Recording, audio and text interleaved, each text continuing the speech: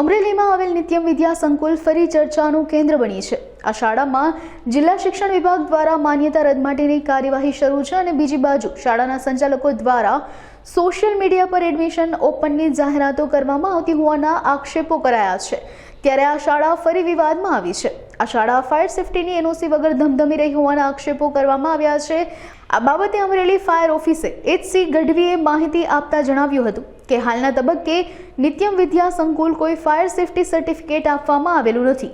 Amreli fire team દ્વારા ખટ 10ની notice અને local station ઓફિસરની notice આપવામાં આવેલ છે। તેમજ જો આગામી સમયમાં નિત્યમ વિદ્યા સંકુલ ફાયર એનઓસી નહીં લે તો રિજનલ ફાયર ઓફિસર જો સૂચના આપશે તો નિત્યમ વિદ્યા સંકુલની સીલિંગ પ્રક્રિયા પણ હાથ ધરવામાં આવશે।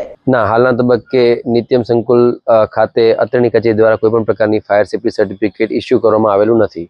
આ સમયગાળા પહેલા એની પાસે એનઓસી નથી, જે અર્થે અમે બિલ્ડિંગ સંકુલને ખ10ની નોટિસની બજાવણી અત્રેની કચેરી ખાતેથી કરવામાં આવેલી છે। તેમજ અત્રેની અમારી સ્ટેશન ફાયર ઓફિસર કક્ષાની ફાયર નોટિસ પણ તેઓને આપવામાં આવેલી છે।